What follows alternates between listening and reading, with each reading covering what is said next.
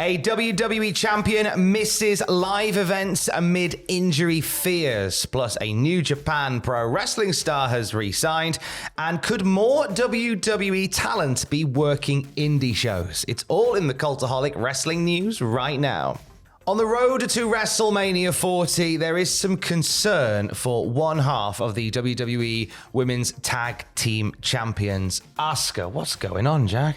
It's a bit of a strange one because there's been fears floating about on the internet, but nothing like quite concrete yet. But we thought it was worth reporting anyway because a lot of people seem to be picking up on this story. So yes, as Tom mentioned, one half of the Women's Tag Team Champions, Asuka, was curiously absent from WWE's house shows over the weekend. This follows Friday Night SmackDown, where she appeared to suffer maybe an injury during Damage Control's beatdown of Bayley. She was shown limping during the final stages of the show. There's been no official confirmation on Asuka's status, but house shows on March the 16th in Augusta, Georgia, and March the 17th in North Charleston, South Carolina, came and went without one half of the Kabuki Warriors and a quarter of Damage Control, essentially. So what we had was, and this is why this feels more like she's been subbed out rather than just not booked for them. Yeah. In the sense that we had a tag match on both those shows with Bianca Belair and Naomi facing Kairi Sane and the WWE Women's Champion Io Sky. And you'd think usually it would be Kairi Sane and Asuka. It would be that combination of the group. Yeah, even though they're all in the same, they're all in Damage Control. Yeah.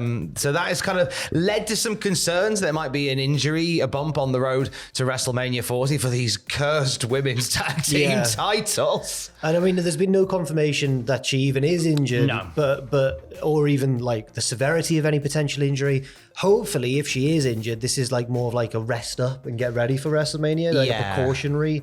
Don't wrestle for a bit, and we'll see how you get on. Because we've seen that a few times, haven't we, with some of the champs in WWE lately, where like obviously Seth Rollins was. I mean, that was a bit more severe than what this might be. But rather than strip the belt from him, they were like, let's wait and see how you do. Yeah, that's it. We'll keep an eye on that one. We'll let you know when we know more. If it is the worst case scenario and she is indeed injured and does have to miss WrestleMania, which would be very sad for Asuka, obviously, but at least possibly they could do like the Freebird rule and say maybe Dakota Kai, now that she seems to be ready for action again, or maybe even Io could do double duty in sort of a weird storyline, like echoing what Rollins is doing in the men's division. Yeah. They've got various sort of plan Bs or plan Cs that they could go to. There's plenty they could do should it come to that, but we'll let you know more when we know more at cultaholic.com.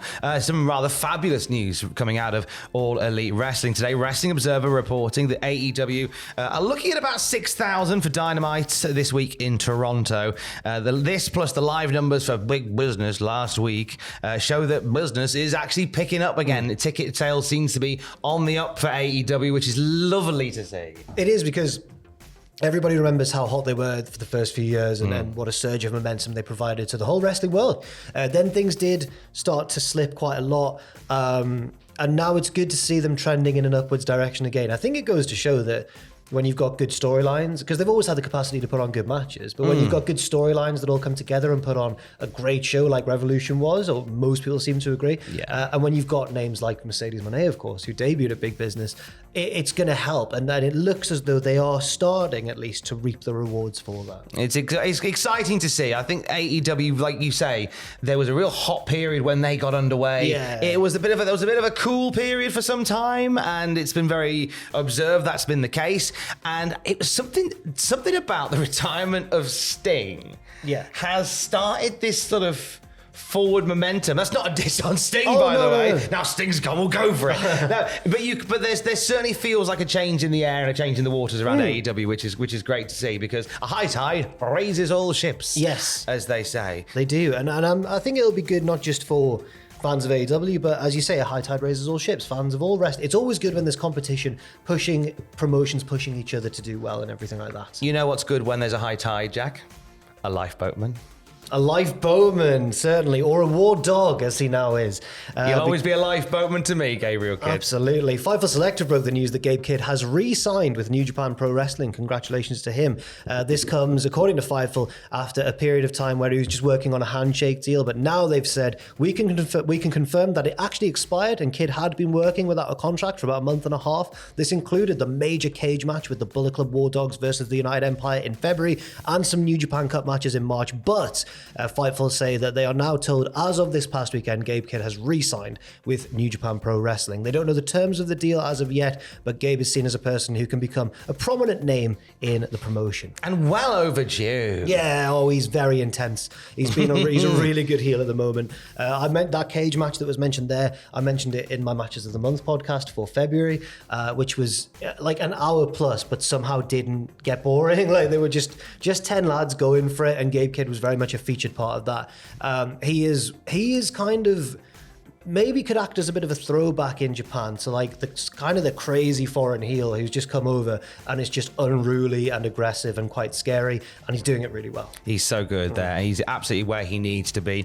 Some really cool news coming out over the weekend regarding WWE working with GCW and Josh Barnett's Bloodsport. Shayna Baszler was announced on Friday as being part of that event. This is a pretty groundbreaking bit of business here between these two, and according to what we're hearing from Fightful and the Wrestling Observer, this is just the beginning, possibly. Yes, Fightful say that via their WWE sources, Josh Barnett and Triple H have known each other for years, and that Barnett made a call and personally requested that Shayna appear on the show. I can see why, first of all. She fits that Bloodsport kind of shoot-style mold. She does have legitimate MMA experience and all that sort of stuff.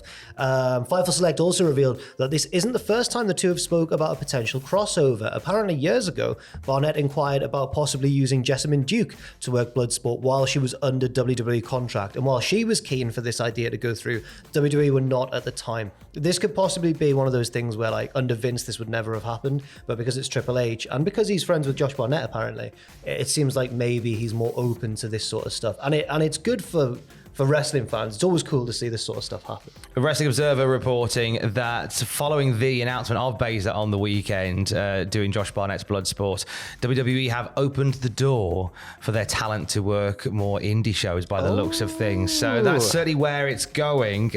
Obviously nothing has been confirmed, but how would you confirm some details like that? That would be the proof would be in the pudding about seeing wrestlers turning up at other shows. Previously, we've seen Charlie Dempsey and Shinsuke Nakamura work for Noah. Yes. But I do believe this is the first time that a contracted WWE star has worked for GCW. Obviously, people have left WWE and gone on to do great things in GCW, Matt Cardona being the one at the top of my brain. But this is the first time somebody on the books for WWE has done something like this. Yeah, it's quite exciting. We could possibly, I mean, there's no guarantee, but we could possibly see one of the more... Roman Reigns at Effie's Big Gay Brunch? Absolutely. That's 100%. Exactly. Confirm it. Book it, cowards. Or many other potential surprises. It could be a very unpredictable WrestleMania weekend. I'm not saying it's going to be quite like that. Well, I mean, why not? But I'm not saying it's going to be, earth-shattering, but we could see some very cool little moments popping up here and there in Philadelphia. So it'll be interesting to see what happens. Are you suggesting that not only will Roman Reigns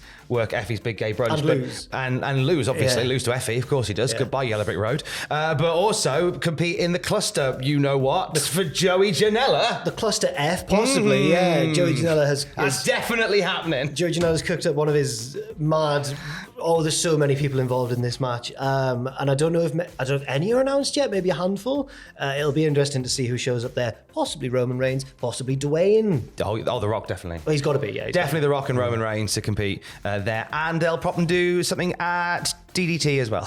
Yes. Which is a few hours after Josh Barnett's Bloodsport. Just pop over to the other venue, or if it's in the same venue, just wait around backstage. That's it. That's all it's going to be. You could hear from us exclusively. We'll have more wrestling news for you throughout the day at cultaholic.com. Stay safe. Love you. Bye.